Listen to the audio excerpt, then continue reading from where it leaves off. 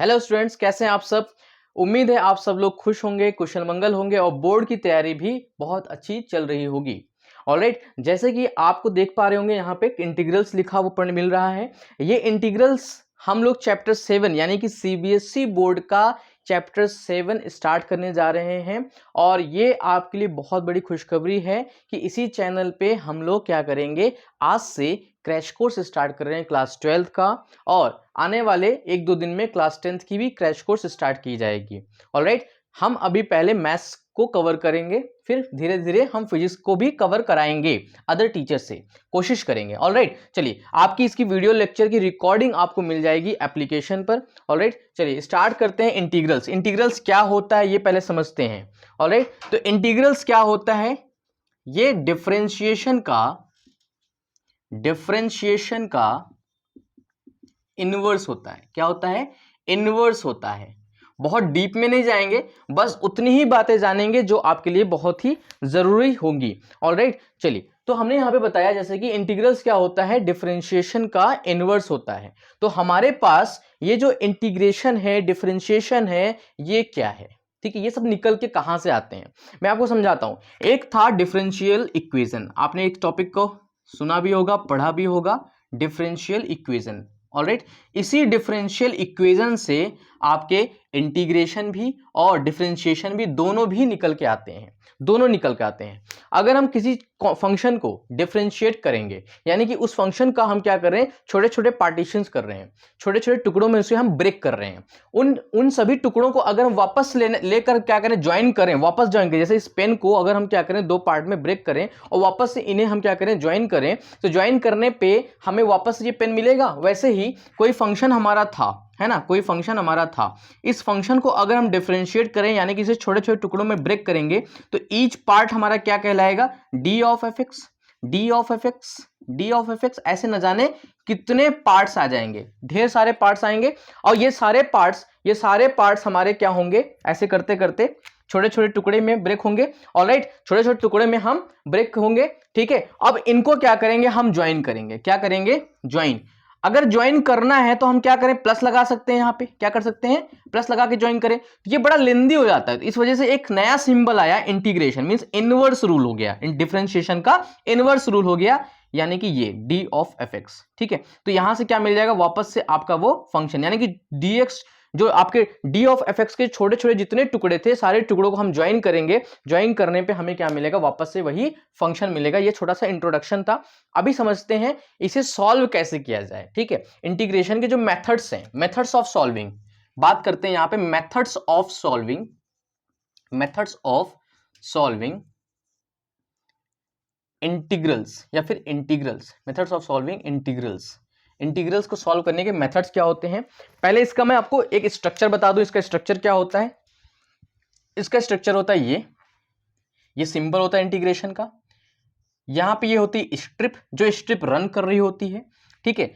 यानी कि ये dx, जैसे ये फंक्शन था, ठीक है, तो ये छोटा सा टुकड़ा होता है dx टुकड़ा, ये dx टुकड़ा, माने कि ये इतना छोटा टुकड़ा क्या है, dx। तो यहां से लेकर यहां तक रन करेगा, ठीक है, यहां से लेकर यहां तक रन करेगा dx टुकड़ा, तो ये पूरा का पूरा एरिया आएगा। यही वैल्यू हो जाएगी आपकी अफेक्स की वैल्यू। और डोमेन क्या होगा, डोमेन आपका यहां a से लेकर b तक अगर डोमेन है तब, ठीक है। इसमें हम लिमिट भी लगा सकते हैं, लिमिट इसकी a है, इसकी क्या है, b। हालांकि पहले हमारा जो इंटीग्रेशन होता है दो पार्ट में होता है, एक होता है डेफिनिट, एक होता है इनडेफिनिट। तो पहले हम पढ़ते हैं डेफिनिट और इनडेफिनिट। ये बहुत बहुत बड़ी बात नहीं है, ठीक है। कई टीचर्स लोग क्या करते हैं, इसे हम पहले ही बता देते हैं। इसे क्या करते हैं, पहले इंटीग्रेशन जो है दो पार्ट में ब्रेक्ड है, पहला डेफिनिट है, दूसरा इनडेफिनिट है। पहले इंडेफिनिट को पढ़ते हैं, फिर इनडेफिनिट को पढ़ते हैं। हालांकि पढ़ा दोनों एक साथ जा सकता है, ठीक है। बस क्या है कि डेफिनिट में एक सिंपल सा रूल आ जाता है, लिमिट लगा दी जाती है। क्या लगा दी जाती है, लिमिट। मतलब आपको एक लिमिटेशन हो जाता है कि आप जो कैलकुलेट कर रहे हो ना, वो ए और बी के बीच में रह के कैलकुलेट करना है, लिमिटेशन में कैलकुलेट करना है, ठीक है। हम एक्चुअल डोमेन में नहीं कैलकुलेट करते, उसे गिवन डोमेन में कैलकुलेट किया जाता है, कराया जाता है आपसे, ठीक है। वो डेफिनिट हो जाता है, डेफिनिट मींस फिक्स हो जाती है, ठीक है। फिलहाल वो बाद में बात करेंगे हालांकि। चलिए, तो ये बात आ गई। और यहां पे होता है आपका इंटीग्रेंट, यहां पे क्या होता है आपका इंटीग्रेंट, इसे हम बोलते हैं इंटीग्रेंट, इंटीग्रेंट, ठीक है, इंटीग्रेंट। ऑलराइट, अब इंटीग्रेंट ये यहां पे हो चुका है। अब हम करते हैं सीधा अपने मेथड पे। मेथड ऑफ सॉल्विंग इंटीग्रेशन का सबसे पहला मेथड होता है, सबसे पहला सबसे बेस्ट, सबसे उम्दा मेथड हम कहते हैं बेसिक मेथड। क्या कहते हैं? बेसिक, जिसे हम बोलते हैं इनवर्स रूल ऑफ डिफरेंशिएशन। किस क्या बोला जाता है? Inverse rule of differentiation. पहला मेथड हमारा आ गया inverse rule of differentiation. Integration as inverse rule of differentiation. Inverse rule of differentiation, integration as inverse rule of differentiation. ठीक है, इनवर्स रूल ऑफ डिफरेंशिएशन का मतलब क्या हो गया, समझते हैं बात को। इनवर्स रूल ऑफ डिफरेंशिएशन का मतलब क्या है, ध्यान सुनना। डिफरेंशिएशन का जस्ट इनवर्स करना है, उसका इनवर्स निकालना। यानी कि मान लीजिए सपोज दैट हमने एक फंक्शन लिया था y is equal to F X and that function is given as या defined as x to the power n+1। और अगर इसे हम डिफरेंशिएशन करेंगे, इस फंक्शन का हम डिफरेंशिएशन करेंगे तो हमें मिलेगा d of x to the power n+1 upon में dx। और हमारा पावर रूल क्या कहता है, जो पावर में है वो नीचे आ जाएगा, यानी कि n+1 कोफिशिएंट में आ जाएगा, और हमारे पावर में से एक सब्ट्रैक्ट हो जाता है। ठीक है, 1 सब्ट्रैक्ट हो जाता है, यही तो कॉन्सेप्ट था, n+1, और यहाँ क्या आ गया x की पावर n। ऑलराइट, ये हमारा डेरिवेटिव आ चुका है, डिफरेंशिएशन हो चुका है इसका डिफरेंशिएशन। ठीक है, तो अभी हमने यही बताया आपको। ठीक है, तो अभी हम इनवर्स रूल समझाते हैं, कैसे होता है इनवर्स रूल। एक क्वेश्चन समझाऊंगा, बाकी आप तुरंत फटाफट कॉन्सेप्ट को पकड़ लोगे, देखना बात को। चलो हम एक काम करते हैं, इस dx को ना, अब इनवर्स रूल अप्लाई करने जा रहे हैं, इस dx को हम इस साइड पुट करते हैं। क्या करते हैं? इस साइड पुट करते हैं। ध्यान रहे, ये जो मेथड है ना, भले ही बेसिक है, लेकिन सारे के सारे जितने भी आपके फंक्शन रहे हैं ना, सारे जितने फंक्शन का एक फॉर्मुलाइज, जो फॉर्मुलाइज वे मिलता है, एक लंबी सी लिस्ट मिलती है ना आपको, फॉर्मूला मतलब integration of sign x with respect to dx is given as minus cos x. ये जो वैल्यूज हैं, जो फॉर्मुलेज हैं, वो सारे डेरिवेटिव, उसके जो डेरिवेशन है, वो सब यहीं से मिलता है, यहीं से मिलता है, कहीं और से नहीं मिलेगा। ठीक है, तो हम क्या करेंगे, dx को उधर भेजेंगे। चलो भाई, dx आए, गायब हो जाओ, dx इधर आ गया। इधर जैसे dx आएगा तो मिलेगा dy is equal to n+1 x to the power n dx।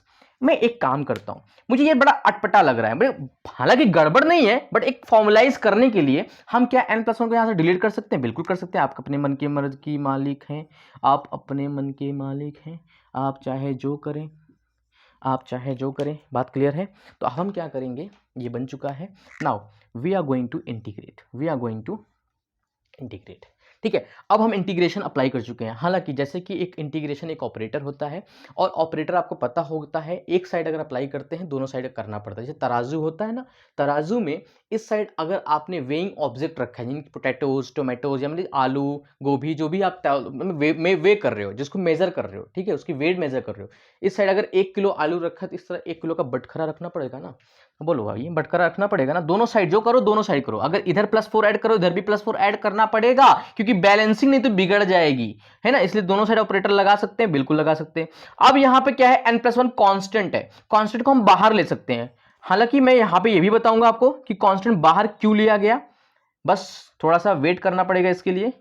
ठीक है, कांस्टेंट बाहर क्यों गया है, कांस्टेंट बाहर क्यों गया है। तो इंटीग्रेशन ऑफ dy क्या होता है, इंटीग्रेशन ऑफ dy के dy के छोटे छोटे टुकड़े थे, छोटे छोटे टुकड़े क्या नाम से जाने जाते हैं, dy के नाम से। अब उन्हीं छोटे छोटे टुकड़ों को, dy को हम ज्वाइन कर दें, क्या मिल जाएगा, y तो नहीं मिलेगा, y क्या मिलेगा, y तो मिलेगा भाई, क्या मिलेगा y। और ये था हमारा 1 प्लस 1/n+1 इंटू y, और y हमारा क्या था, जरा देखो, y क्या था, x की पावर n+1, y क्या था, x की पावर n+1 था। ठीक है, तो हम यहां पे लिख सकते हैं x to the power n+1 upon में n+1। बन गया मीन्स हमारा इसकी वैल्यू क्या आ गई, ये आ गई। तो हम इसको हम साइड में लिख लें, कोई दिक्कत, यही चीज वैल्यू हमारी ये है ना, इसको हम साइड में लिख लें, यहाँ पे कोने में। इंटीग्रेशन ऑफ x की power n with respect to dx is given as x to the power n+1 upon में n+1। क्या ये फॉर्मूला नहीं था, क्या मेरे भाई ये फॉर्मूला नहीं था, क्या ये आपका जाना पहचाना फॉर्मूला नजर नहीं आ रहा है कि इंटीग्रेशन ऑफ x की power n with respect to dx क्या होता था, x की पावर n+1 अपॉन n+1। देखो भाई, देखो आ गया मजा, हो गई ना मजे की बात। ठीक है, अभी बात करते हैं पहली बात, जो मैंने बताया था अभी मैं बताऊंगा। पहली बात क्या थी, कांस्टेंट हमने बाहर क्यों निकाला, इसका मकसद क्या होता है, मैं अभी बोलता हूं, ध्यान सुनना। होता क्या है कि जैसे कि अगर मैंने आपको कोई चीज दिया जोड़ने को, क्योंकि हम क्या करें, इंटीग्रेशन मतलब होता है सम करना, जोड़ना, क्या करना, सम करना, जोड़ना, ठीक है। तो हम यहाँ पे dy टुकड़ों को सम कर रहे हैं और dy टुकड़ों में बार बार हमारा n+1 आ रहा है। जरा खुद सोचो, थिंक करो, dy में n+1 बार बार आ रहा है, फिर अगेन dy अपॉन n+1, फिर अगेन dy अपॉन n+1, फिर अगेन dy अपॉन n+1, फिर अगेन dy अपॉन n+1, फिर अगेन, भाई अगेन बार बार n+1 बार बार आ रहा है क्योंकि कांस्टेंट है, वो बार बार आएगा। आप कहोगे dy भी तो आ रहा है, बट dy इज वेरिंग, ठीक है, बट dy इज वेरिंग। इस वजह से हम यहाँ पे क्या करेंगे, n+1 बार बार, हम क्या करें, n+1 को बाहर निकाल लेते हैं ना, क्या दिक्कत है। तो dy टुकड़े को हमने क्या कर लिया, सम कर लिया, dy plus dy plus dy plus dy, ठीक है। इनको आप चाहे इंटीग्रेशन ऑफ, इनको चाहे इरेज करके आप लिख सकते हो integration of dy upon n+1, और यही चीज को अगर यहाँ पे इन्हीं को केवल अगर सम करें तो इनको लिखोगे आप इंटीग्रेशन ऑफ dy। देखा जाए तो ये दोनों वैल्यूज क्या हैं, बराबर आएंगी, क्या आएंगी, दोनों चीज बराबर आ गई, इंटीग्रेशन ऑफ dy। तो यहां से भी आप कह सकते हो प्रूफ हो गया, या फिर ऐसे सिंपल बच्चों वाला मेथड देख लो, 2 + 4 + 8 + 16 + 20 + 30, इसमें देखो 2 बार बार आ रहा है, तो 2 को हम बाहर निकालिए कैलकुलेशन को इजी करने के लिए, 1 प्लस यहाँ पे 2 आ जाएगा, 1 + 2 + 4 + 8 + 10 + 15। देखो अब इसे ऐड करना थोड़ा सा, इससे तो ईजियर पड़ गया है ना, फटाफट ऐड हो जाएगा, और फिर 2 का मल्टीप्लीकेशन कर लेंगे। तो 2 बार बार आ रहा था, वो बार बार जो आती है कांस्टेंट चीजें, क्या है, जो बार बार आए वो क्या है, कांस्टेंट है, मींस वो बदल नहीं रही है, तो हम उसको बाहर निकाल सकते हैं। और याद रखना, जो हमारा वेरिएबल होता है, ठीक है, हमारा जो डिपेंडेंसी जिसके ऊपर, मतलब जो इंडिपेंडेंट हमारा वेरिएबल होता है, हमारा की यानी कि x, हमारा यानी कि x, इंटीग्रेशन ऑफ dx लिखा है ना, इसका मतलब हमारा x क्या है, वेरी कर रहा होगा, हमारा x इंडिपेंडेंट होगा। x जैसे जैसे घूमेगा वैसे वैसे y नाचेगा। मेरी बात समझ में आया बात, ये y y है ना, हमारा x जैसे जैसे वैल्यूज बदलेगा, जैसे मैं इधर गया तो y की वैल्यू कुछ हो गई, कुछ और आ गई, x इधर आया तो y की वैल्यू कुछ और हो गई, मतलब y क्या है, कठपुतली है, किसका, x का। x बदलेगा, x इंडिपेंडेंट है, x बदलेगा, x चाहे जैसे चाहेगा y को बदला देगा, x जैसे चाहेगा y को चेंज कर सकता है, ये फंक्शन मैंने बताया था, ठीक है, ये मैंने बताया था, ठीक है। ऑलराइट, तो यहां से हमने क्या बताया कि हमारा जो है यहाँ पर ये dx के टुकड़े जो होते हैं, dx टुकड़ा मतलब कि dx ही हमारा क्या है, स्ट्रिप है, x dx टुकड़ा हमारा स्ट्रिप है, यानी कि जो रनिंग स्ट्रिप है, रनिंग स्ट्रिप बार बार समझा रहा हूँ, ये स्ट्रिप मैं बताऊंगा डिफरेंशिएट, मतलब डेफिनेट बताऊंगा, है ना, क्या बताऊंगा, डेफिनेट इंटीग्रल जब पढ़ाऊंगा बताऊंगा स्ट्रिप का मतलब क्या होता है। अभी बस इतना समझ लो, स्ट्रिप क्या, एक छोटा सा टुकड़ा भी बताया था ना, वो रन करता है, क्या करता है, रन करता है, ठीक है। dx के टुकड़े छोटे छोटे स्ट्रिप टाइप के, छोटे छोटे टुकड़े हमने डिवाइड किया था ना, वो डिवाइड करेगा, ऐसे ऐसे था ये, यही टुकड़ा फिर लिया, फिर टुकड़ा लिया, फिर टुकड़ा लिया, फिर टुकड़ा लिया, फिर टुकड़ा, इतना मैंने एरिया कवर कर लिया। अभी ये टुकड़ा लिया, फिर ये टुकड़ा लिया, फिर इतना एरिया और कवर कर लिया, ठीक है। ये हम सम करते हैं सारी चीजों को, तो वो बताऊंगा भी सारी चीजें, डेफिनेट में हम बहुत अच्छे समझाएंगे, ठीक है। फिलहाल इतना बस याद रखना, इस x के अलावा इसके अंदर जो भी वेरिएबल होगा, यानी कि t, जैसे t ले लिया है ना, तो ये t क्या माना जाएगा, कांस्टेंट माना जाएगा, क्या माना जाएगा, कांस्टेंट। ऐसा क्यों हुआ, बट एक चीज ध्यान रखना, ये t x पे डिपेंडेंट नहीं होना चाहिए, कंडीशन है, ये t x पर डिपेंडेंट नहीं होना चाहिए, ये कंडीशन है, ठीक है, ये कंडीशन है, मैं इसको यहां पे इरेज करके लिख देता हूं, t is independent, t is independent of x का डिपेंडेंसी उस पर नहीं है, लेकिन y is dependent, y dependence है, इसलिए y वहां पे आपका कांस्टेंट नहीं माना जाएगा, ठीक है, वो वेरिएबल ही माना जाएगा, इसलिए y को बाहर नहीं निकाल सकते, जो कांस्टेंट होती है वही बाहर निकाल सकते हो। कुछ वेरिएबल्स भी हमारे कांस्टेंट होते हैं, बट कंसीडर क्या करना है, वहां पे हमारी डिपेंडेंसी जो हमारी वेरिंग क्वांटिटी है x, उसकी डिपेंडेंसी इसमें नहीं होनी चाहिए तभी, ठीक है, नहीं होनी चाहिए तभी, आगे क्वेश्चन में हम करेंगे, अभी ये सब चीजें हम करेंगे। तो अभी आपने देखा पहला फॉर्मूला हमारा आ गया, integration of x to the power n into dx is equal to x to the power n+1 upon n+1। Alright, ठीक है, ऑलराइट, ठीक है। अब बात करते हैं क्रिटिकल थिंकिंग, जो अंदर से निकल के आती है, क्या बात करते हैं, क्रिटिकल थिंकिंग जो अंदर से निकल के आती है, वो क्या आती है, ध्यान सुनना मेरी बात, क्रिटिकल थिंकिंग की बात करेंगे जो अंदर से निकल के आएगा, अंदर से, यानी कि बहुत डीप एनालिसिस करने के बाद, और यकीन मानो ये ऐसा तरीका है ना, बस क्वेश्चन देखा नहीं कि आंसर, क्वेश्चन देखा नहीं कि आंसर, आपके बोर्ड लेवल के देखा नहीं कि आंसर आ जाता है तुरंत, ठीक है, समझना बात को, क्या है ध्यान सुनना, क्योंकि इनवर्स रूल पढ़ रहे हैं तो इनवर्स रूल में ये हमारा कॉन्सेप्ट बहुत काम आना चाहिए। क्या कहते हैं ध्यान सुनना, इंटीग्रेशन में यहाँ मैंने मान लो कोई फंक्शन लिख दिया एफ एक्स, ये हो गया with respect to d x, इसकी वैल्यू मान लेते आता है क्या जी एक्स। तो अभी मैंने जैसे कि बताया आपको, अभी मैंने बताया आपको कि ये जो इंटीग्रेंट होता है ये क्या होता है, इसी का डेरिवेटिव होता है, मतलब डी ऑफ जी एक्स, मतलब derivative of g x function, यानी कि g dash x, g dash x ही क्या है, एफ एक्स है।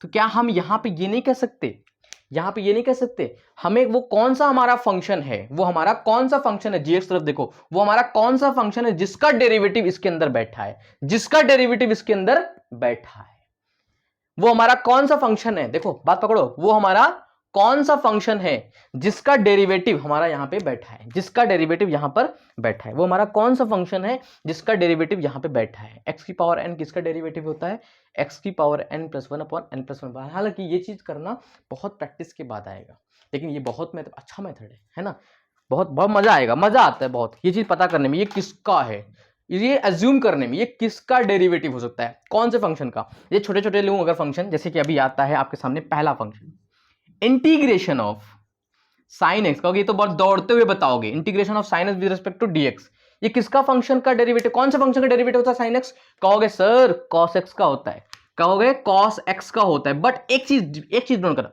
कॉस एक्स का डेरिवेटिव माइनस साइन एक्स होता है, कॉस एक्स का डेरिवेटिव माइनस साइन एक्स होता है, बट यहां पे साइन एक्स दे रखा है इसलिए माइनस यहां लगा लो, आ गई ना बात, देखा देखा, तरीका समझ में आया। बाकी करना हो तो अपने मर्जी से कर लो, फिर से वही वाला रूल, भाई अभी हम समझा रहे हैं आपको integration as the inverse rule of differentiation, तो अब उसके मेथड से भी कर सकते हो, कैसे, ये तो क्रिटिकल थिंकिंग है, हमने इसको बस थिंक किया किसका फंक्शन का डेरिवेटिव इसके अंदर बैठा है, क्योंकि इंटीग्रेंट में जो बैठता है ना वो एक डेरिवेटिव होता है किसी फंक्शन का, अगर वो फंक्शन मिल जाए तो उसका आंसर मिल गया, सीधा सीधा मिल गया, ऑलराइट, ये भी कर सकते हो। बाकी एक तरीका, अपना जो तरीका है फिर से फॉलो करेंगे, अगर इनवर्स रूल तो हम करेंगे ऐसे, भाई सिंपल सी बात है, differentiation of cos x, differentiation y is equal to cos x हमारा फंक्शन था, डिफरेंशिएशन ऑफ कॉस एक्स क्या आता है, माइनस साइन एक्स आता है, हम dx को उधर भेजेंगे तो d of cos x integration minus time sine x,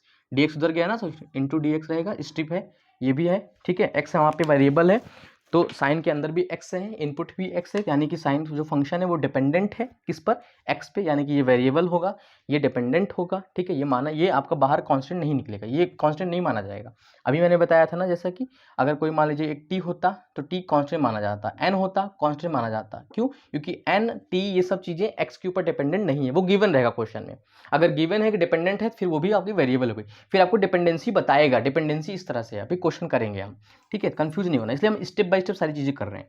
इसका क्या आंसर आ जाएगा, cos x आएगा, भाई dx cos x के छोटे छोटे टुकड़े हैं, छोटे छोटे टुकड़े, उन टुकड़ों को हम सम करेंगे तो cos x ही तो मिलेगा, भाई cos x के छोटे छोटे टुकड़े हैं उनको सम करोगे तो cos x ही मिलेगा, तो यहाँ वैल्यू क्या आ गई, minus times integration of sign x with respect to dx, है ना, तो ये माइनस इधर कर दो, हटा दो, देखो क्या आ गया formula, integration of sine x की वैल्यू क्या आ गई विद रिस्पेक्ट टू dx क्या आ गई, माइनस टाइम्स cos x आ गया, integration of sign x with respect to dx क्या आ चुका है, माइनस टाइम्स cos x आ गया, क्या आ गया, माइनस टाइम्स cos x आ गया, ये फॉर्मूला नंबर 2 हो गया आपका। इसी तरीके से हम और भी फॉर्मूले डिराइव कर सकते हैं, फिर भी हम डेरिवेशन उतना लंबा नहीं कर रहे हैं क्योंकि हम क्रैश कोर्स पढ़ रहे हैं, भाई हम चीजों को जल्दी, कितनी जल्दी खत्म करें, कितना कॉन्सेप्चुअल पढ़ लें कि मैक्सिमम से मैक्सिमम नंबर हम गेन कर सकें, ठीक है। हालांकि अभी हम सीधा फॉर्मूला लिखेंगे, लिखने से पहले एक बात और बताएंगे, बात बताएंगे आर्बिट्री कांस्टेंट का,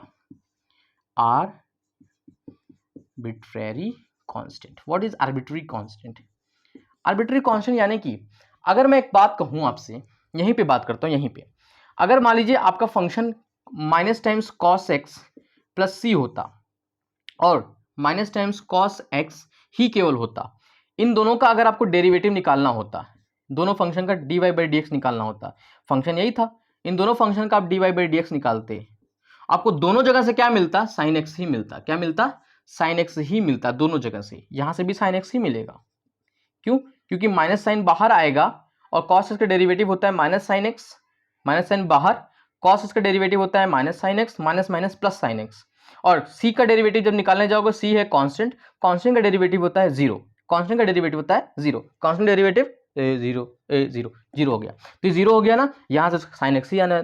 देखो दोनों जगह से वैल्यू बराबर आई है, तो ये माना जाता है कि हमारा इंटीग्रेशन का जो वैल्यू है, मतलब जो हमारा आंसर है वो ये लिखे कि ये लिखे, तो हम कहते हैं एक सिंपल सा आंसर सी लिख दो, प्लस सी लगा के लिखो, क्या लिखो, प्लस सी लगा के लिखो, हमेशा हर जगह प्लस सी लगा के लिखो, हर जगह प्लस सी लगा के लिखो। क्यों?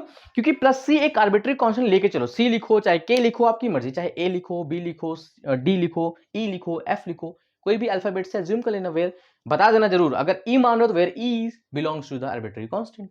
ठीक है, आर्बिट्री कांस्टेंट इसलिए क्योंकि कांस्टेंट का डेरिवेटिव वैसे भी निकालने जाओगे जीरो आना ही आना है, कोई फर्क नहीं पड़ेगा। बट अगर मान लो एक्चुअल में आपका क्वेश्चन रहा होता, मान लो minus times cos x plus 2, तो आप उस फंक्शन से वंचित रह जाते, उस फंक्शन से वंचित रह जाते, उस फंक्शन के पास आप पहुंच नहीं पाते, एक्यूरेट आपका आंसर नहीं आता। ठीक है, अब कहते सर मान लो 2 नहीं होता तो cos x होता, तब क्या हम प्लस सी नहीं लिखेंगे? भाई तब भी लिखो प्लस सी, तब भी लिखो, बस वहां पे आपका सी की वैल्यू क्या हो जाएगा, जीरो हो जाएगा, तो सीधी सीधी बात है माइनस cos x आ जाएगा, इसलिए सी लिखना ज्यादा मेरे लिए एक्यूरेट लगता है। ठीक है, इसलिए आर्बिट्री कांस्टेंट हमेशा इंटीग्रेशन के आंसर में लिखना चाहिए, 100% ये ट्रू होता है, कभी छोड़ना मत, नहीं तो नंबर कट जाएगा, बता रहा हूँ। ठीक है, बाद में ये मत कहना सर ने सिखाया नहीं, धोखा दे दिया। हो। चलो भाई, चलो फॉर्मूला अब लिखते हैं सीधा सीधा, सारी बात फॉर्मूले में छुपी है।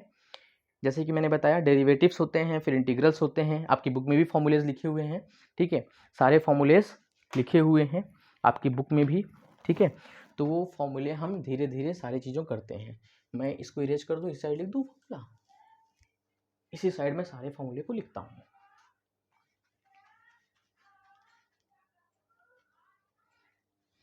चलिए, फॉर्मूला नंबर 1 तो आपके सामने ये लिखा ही है।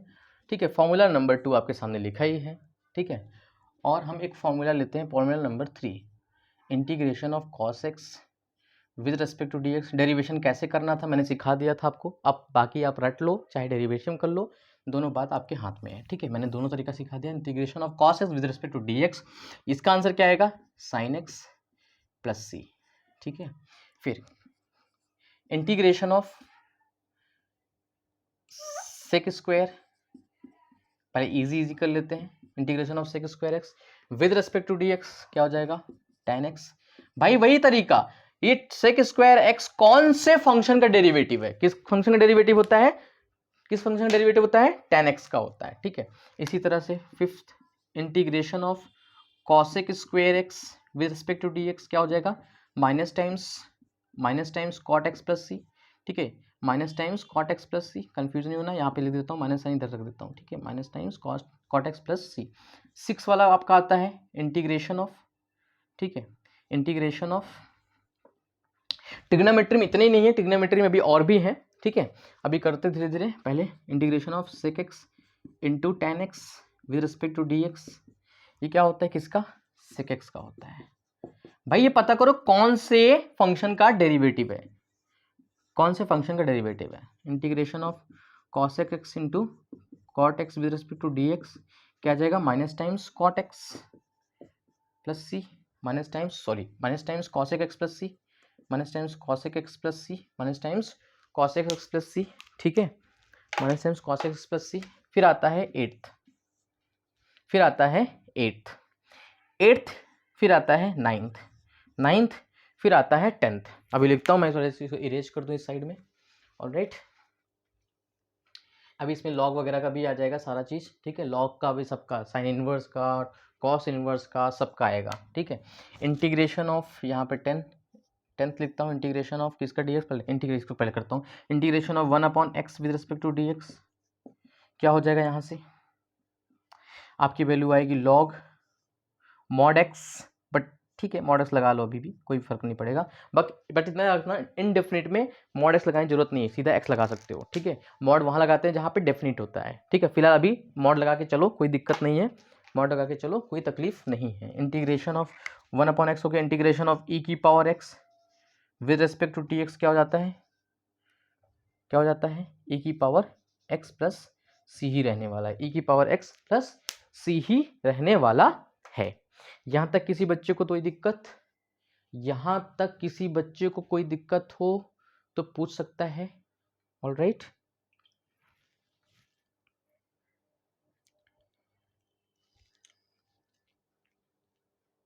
अगला फॉर्मूला हमारा आएगा, देखो अभी आप कहोगे सर यहाँ पे sec x और cot x sec x और cosec x का फॉर्मूला क्यों नहीं लिखा? इसलिए लिखा ना मेरे बच्चे क्योंकि अभी उसको हम सब्स्टिट्यूशन मेथड से करेंगे, उसको हम अभी क्या करेंगे, सब्स्टिट्यूशन मेथड से डिराइव करेंगे उन फॉर्मूलों को, ठीक है। यहाँ तो इतना तो मेंशन कर ही दिया है, अभी उसको हम बाद में करेंगे। फिलहाल अभी यहाँ पे क्या करते हैं, इंटीग्रेशन ऑफ ए की पावर एक्स लिखते हैं, क्या लिखते हैं, इंटीग्रेशन ऑफ ए की पावर एक्स करना है अभी हम लोग को।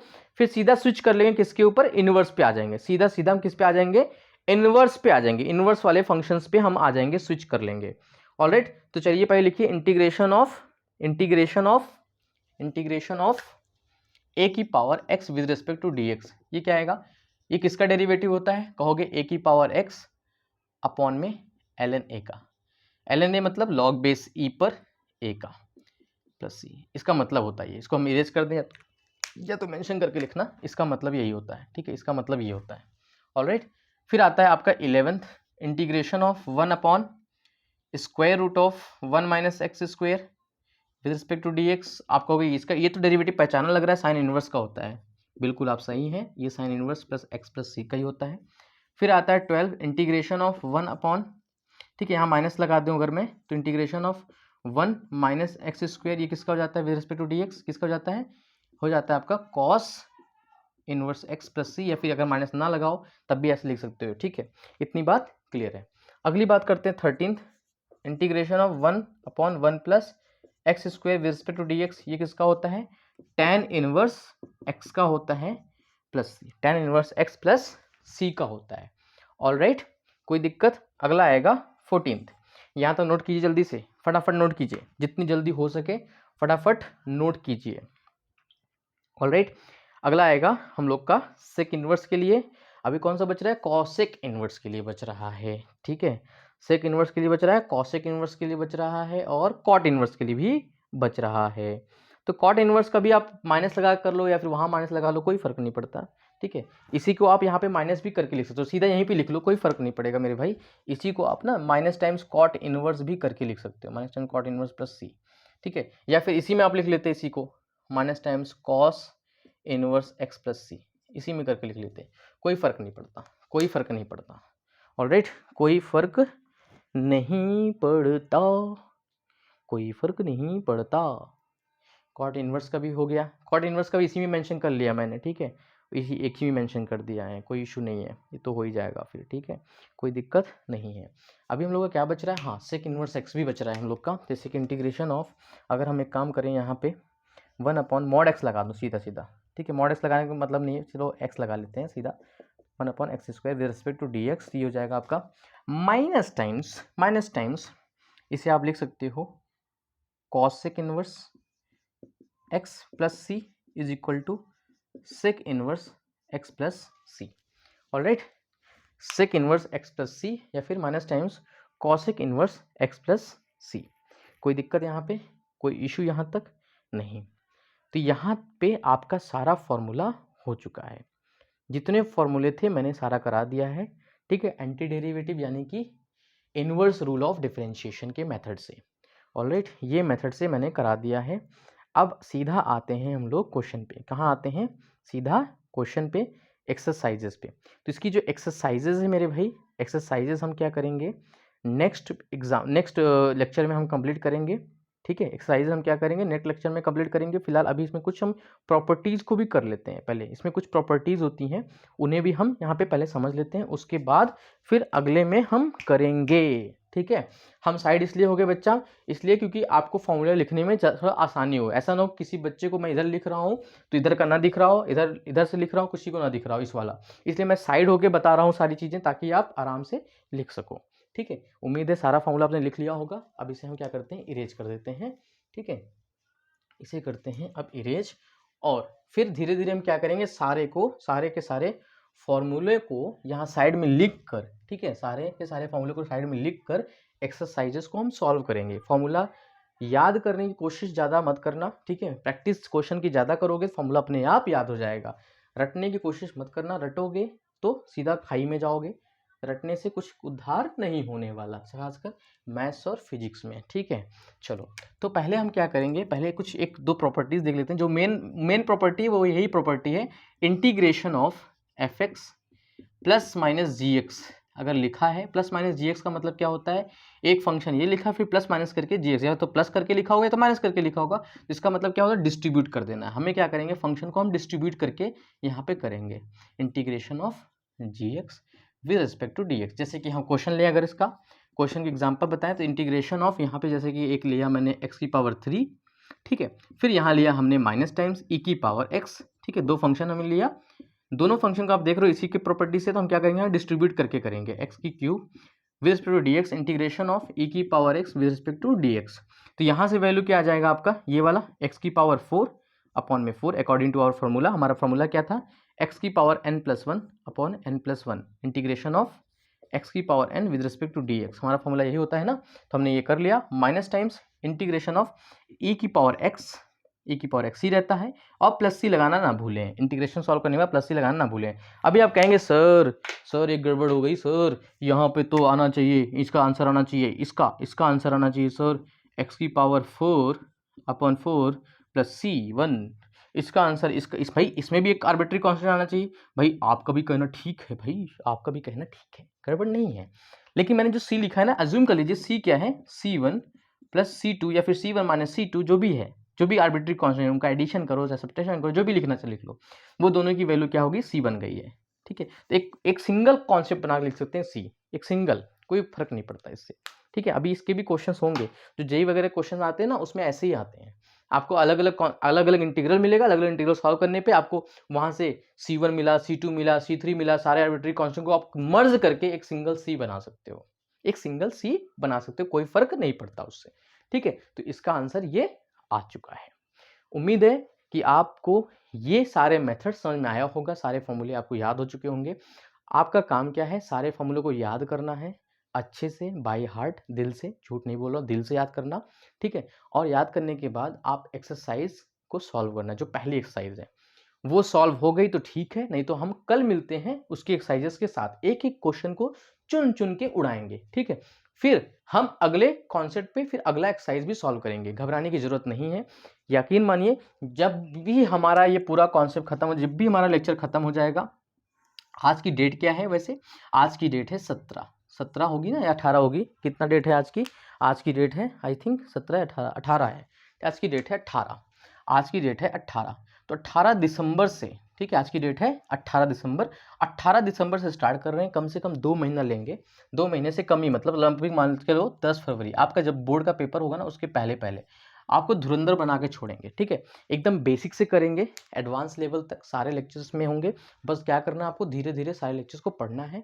फिर जब आएगा आपका तो हम मैराथन क्लास भी स्टार्ट करेंगे, मैराथन क्लास यानी कि सारे टॉपिक्स को फिर से पढ़ाएंगे, सारी चीज़ों को। बस क्या करना है, चैनल को सब्सक्राइब करके रखना है, नोटिफिकेशन आएगा, लाइव क्लासेस भी आएंगी, उसकी नोटिफिकेशन वगैरह सब कुछ अपडेट आपको मिलता रहे एक तरह से, ठीक है। तो सब्सक्राइब जरूर करके रखना, नहीं तो गड़बड़ हो जाएगी, फिर कहोगे सर हम लोग का काफ़ी टॉपिक पीछे छूट चुका है, हम लोग काफ़ी आगे आ चुके हैं, तो ये परेशानी ना हो इस वजह से सब्सक्राइब करके रखना, ठीक है। और ज़्यादा से ज़्यादा बच्चों तक शेयर करना, अगर वीडियो पसंद आई हो तो, आपके लिए हेल्पफुल रही हो तो अदर की भी आप हेल्प करना, ताकि उनके बोर्ड में मार्क्स अच्छे आ सकें। चलिए मिलते हैं हम लोग नेक्स्ट लेक्चर में एक्सरसाइज के साथ। Thank you.